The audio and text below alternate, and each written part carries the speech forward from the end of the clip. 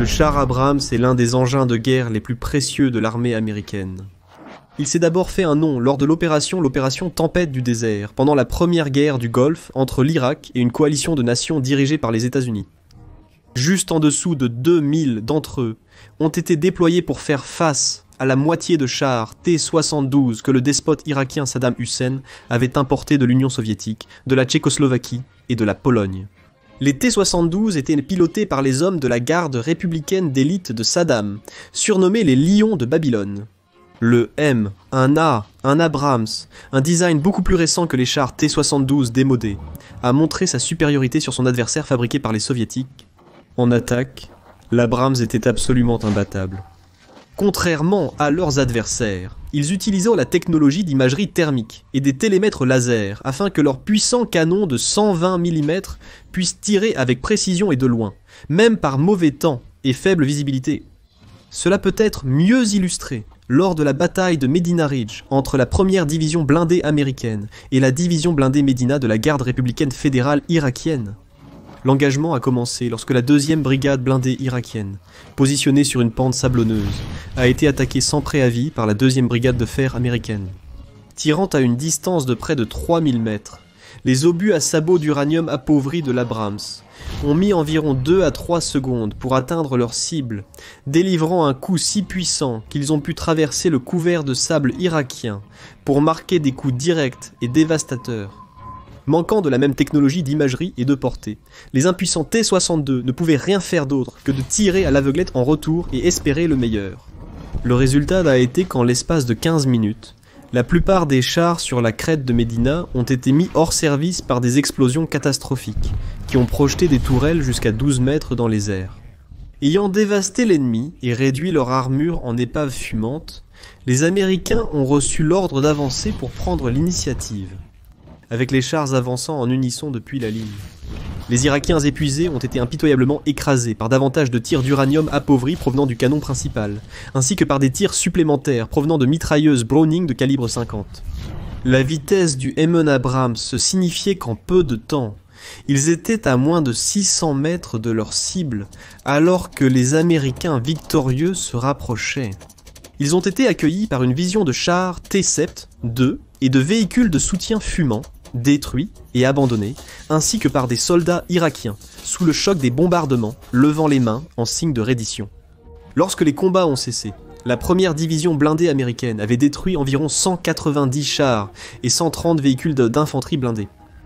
En d'autres termes, ils avaient essentiellement anéanti une division blindée irakienne entière en une seule journée.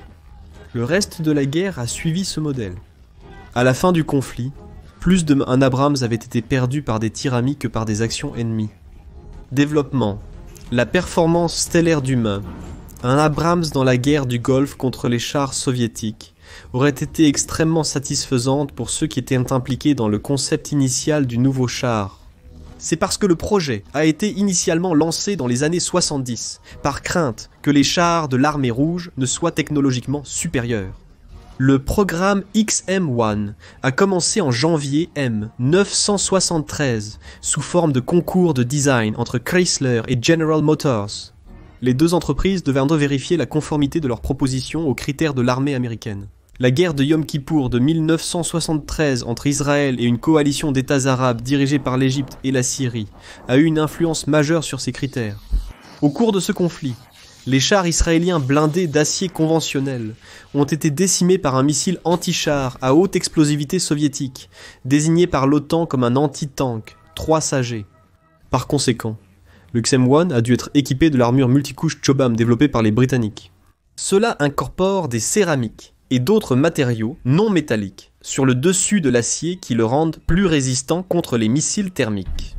En plus de cela, les prototypes devaient également avoir une protection suffisante contre le projectile Armor Piercing Fin Stabilized Discarding Sabot de 115 mm tiré par le char soviétique T-62. En novembre, M976, une version modifiée du design de Chrysler, a été choisie, conduisant à la fabrication du premier lot de XM-1 à partir de début 1978. La première unité de production a démarré 2 ans après. Il a été nommé le M, un Abrams, en référence à Crichton Abrams, qui avait été le chef de l'armée américaine dans les dernières étapes de la guerre du Vietnam, et l'un des plus fervents défenseurs de l'XM un avant sa mort. Au cours des 40 années suivantes, le M1 Abrams a subi une série de mises à niveau. En 1985, il est devenu le M1A1, lorsqu'il a reçu une refonte de l'armure pour faire face au nouveau canon soviétique de 125 mm. Le M1A2, qui a suivi, a été complété dès 1989 par des systèmes plus avancés de positionnement, de navigation, d'information et de commandement. Variantes, taille et équipage.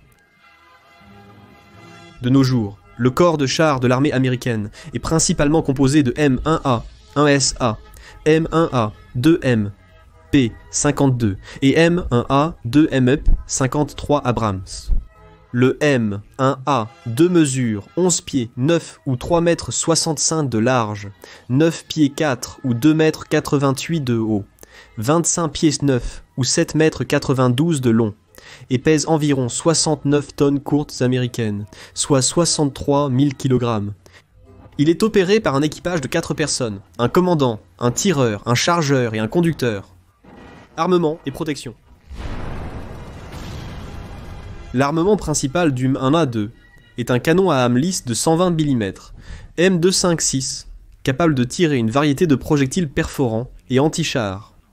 Au-dessus de cela, se trouve une mitrailleuse lourde standard de calibre .50 ou 12.7 mm, Browning M2 Heavy Barrel utilisée par le commandant.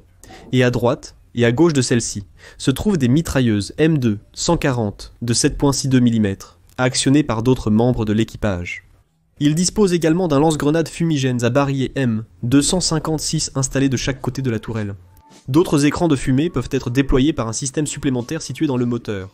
Le M1A2 est protégé par une armure Chobham renforcée par une couche d'uranium appauvri ultra dense, qui offre une protection ample contre les missiles guidés anti-chars et les roquettes anti-chars.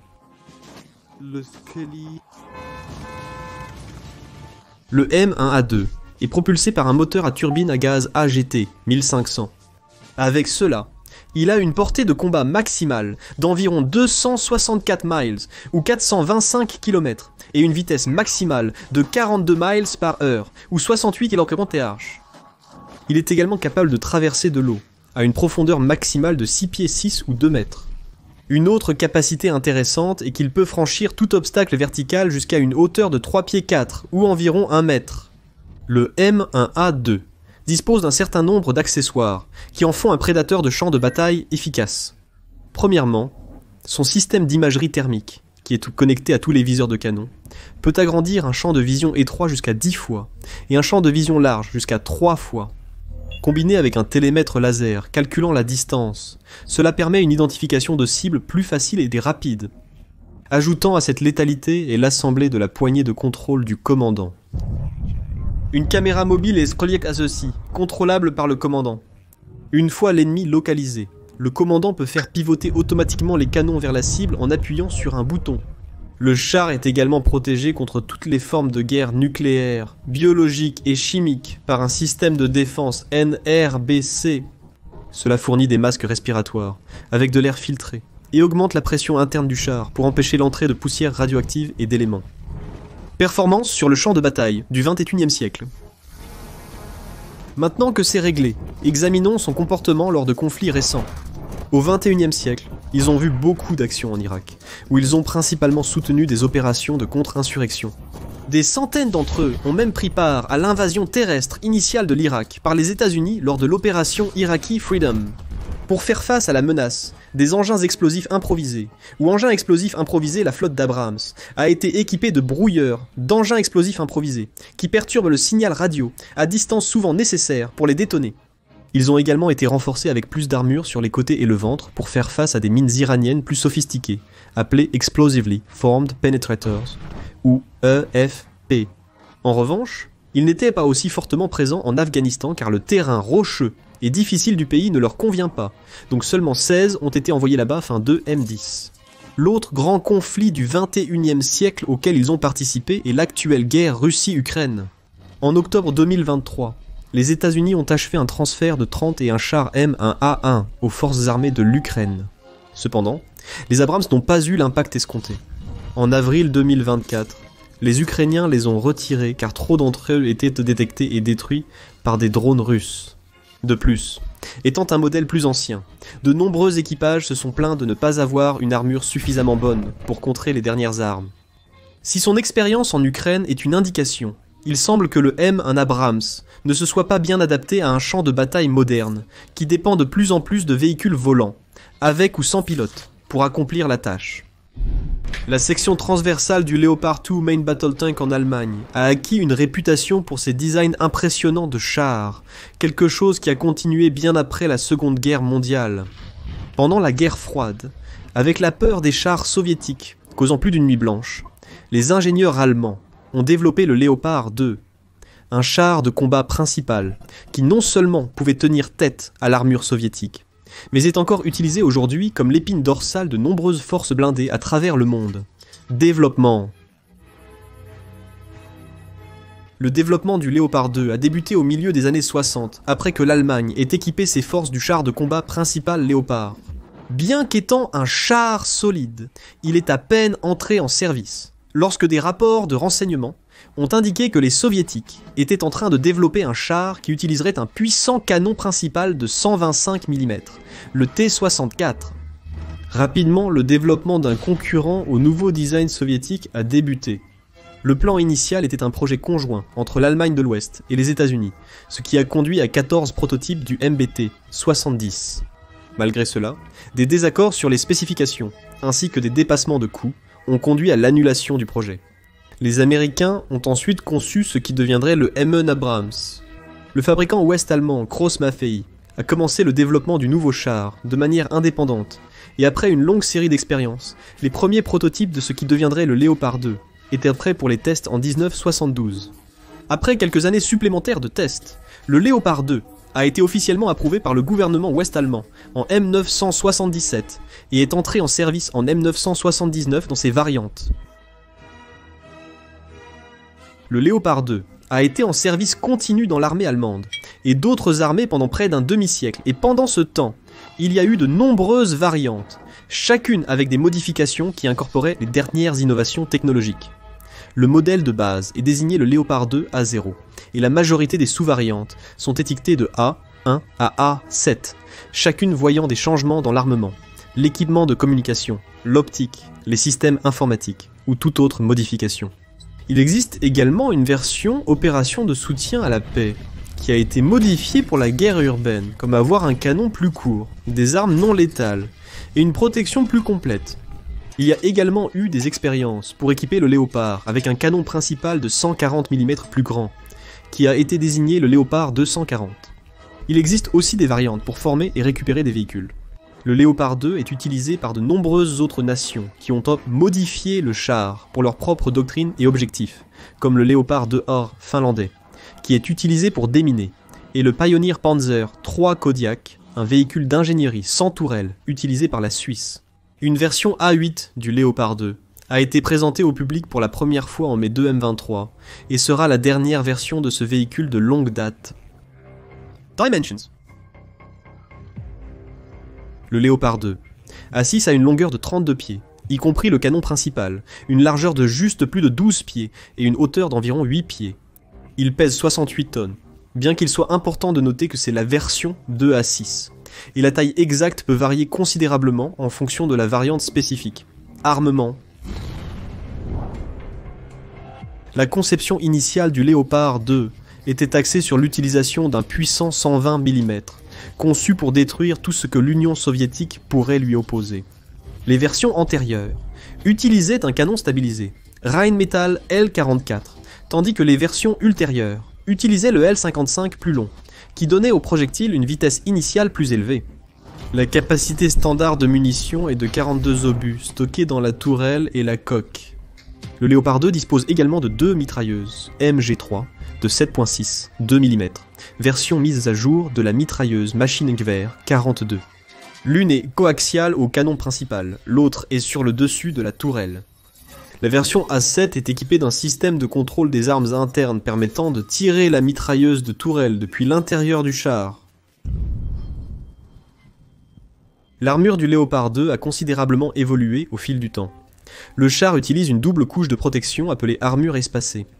Lorsqu'un projectile frappe la plaque extérieure, il détonnera ou chutera, réduisant l'énergie cinétique de l'impact, avant de frapper la couche principale de protection. Les variantes récentes utilisent des composites d'acier, de tungstène et de céramique. La composition et l'épaisseur exacte de l'armure sont spéculatives et difficiles à confirmer, malgré leur classification. La variante A5 a introduit une tourelle en forme de pointe de flèche avec une armure inclinée, donnant au Léopard son allure élégante. Les A5 et A6 ont une armure renforcée sur la tourelle et la jupe latérale, offrant une meilleure protection contre les roquettes anti-chars. Les versions ultérieures des véhicules de maintien de la paix ont une protection renforcée contre les mines et les engins explosifs improvisés suite aux expériences passées. Le Léopard 2 est également protégé contre les menaces nucléaires, biologiques et chimiques, ou NBC, en utilisant un système de surpression qui scelle et filtre l'air à l'intérieur du véhicule. 2M, 23 photographies prises lors du conflit en Ukraine ont montré le Léopard, spécifiquement un A4, équipé d'une armure réactive explosive, bien que cela semble être un ajout ultérieur, et non une pratique standard. Le Léopard est équipé d'un système d'extinction d'incendie intégré, s'activant automatiquement lorsque la température interne dépasse 180 degrés Fahrenheit, mais pouvant être déclenché manuellement. Équipage. Le Léopard 2 est opéré par un équipage de 4 personnes, un conducteur, un commandant, un chargeur et un tireur. Le conducteur se trouve à l'avant droit de la coque inférieure. Le reste de l'équipage se trouve dans la tourelle. Le tireur est situé à l'avant droit de la tourelle, le commandant derrière lui, et le chargeur est positionné sur le côté gauche de la tourelle. Moteur, performance et autres capacités. Les versions les plus récentes du Léopard, le 2A4, 2A5 et 2A6, sont propulsés par un moteur diesel turbo-compressé à 12 cylindres de la série MTUMB 873 KA501, capable de générer jusqu'à 1479 chevaux. Cette centrale peut déplacer le char à environ 45 miles par heure sur la route, faisant du Léopard 2 l'un des chars de combat principaux, les plus rapides du monde. La capacité de carburant de 317 gallons située dans 4 réservoirs, a une portée d'environ 340 miles. La transmission est automatique avec 4 vitesses avant et 2 vitesses arrière. Le Léopard 2 utilise un système de suspension à barre de torsion avec des amortisseurs hydrauliques et possède 7 roues, revêtues de caoutchouc, et 4 galets de retour par côté. Le char Léopard, l'un des plus avancés au monde avec près d'un demi-siècle de service, utilise de nombreuses autres caractéristiques pour fonctionner à son potentiel maximum. Cela peut inclure des télémètres laser, des capacités de vision nocturne et des équipements de communication avancés. Utilisateurs. Outre l'Allemagne, de nombreux pays utilisent le Léopard 2 comme char principal. Ces nations incluent, mais ne se limitent pas à, l'Autriche, la Grèce, le Portugal, l'Espagne, le Canada, la Norvège, la Pologne et bien d'autres. Beaucoup ont également été envoyés en Ukraine, dans le cadre de paquets d'aide à cette nation face à l'invasion russe. Le Léopard 2 en action. Le Léopard 2 a vu l'action pour la première fois lors des opérations de maintien de la paix au Kosovo, en M998. Depuis, il a servi dans de nombreux conflits, dont le maintien de la paix en Bosnie-Herzégovine, Irak, Afghanistan et Ukraine. En Afghanistan, un Léopard opéré par les Canadiens a été frappé par un engin explosif improvisé et a survécu sans aucune victime. Les Léopards canadiens ont également survécu à plusieurs embuscades des talibans, survivant à toutes. Pendant l'opération Red Dagger en 2008, les Léopards danois ont tenu le flanc de l'avancée britannique, dans la province de Helmand, et ont été essentiels pour le succès de l'opération. Il y a certaines opérations de combat qui ternissent la réputation autrement éclatante du Léopard. Pendant la bataille d'Al-Bab en Irak, 10 Léopards 2, à 4 Turcs auraient été détruits, et 2 auraient été capturés par l'État islamique en Irak et au Levant. Les insurgés ont utilisé des engins explosifs improvisés et des missiles anti-chars, ciblant la tourelle et déclenchant l'explosion des munitions. Il s'agissait de modèles plus anciens, qui n'avaient pas la protection anti-engins explosifs improvisés des types ultérieurs. Les troupes turques ont opéré sans soutien d'infanterie, les rendant encore plus vulnérables. Dans le conflit en Ukraine, des léopards ont été envoyés dans le cadre de paquets d'aide et étaient le composant principal d'une grande contre-offensive ukrainienne en 2023. En raison de la nature du conflit, il est difficile d'obtenir des informations précises, mais il est confirmé qu'au moins 11 léopards ont été détruits par les forces russes, beaucoup perdus à cause de drones sans pilote. Un nouvel élément sur un champ de bataille changeant. Avec la nature de la guerre qui change constamment, l'avenir du Léopard 2 est incertain. l'Allemagne et la France collaborent pour développer un véhicule successeur remplaçant le design vieux de plusieurs décennies. Cependant, il faudra des années avant que ce nouveau véhicule ne sorte de la chaîne de montage. Et jusqu'à ce jour, le Léopard 2 restera l'épine dorsale des forces blindées à travers le monde.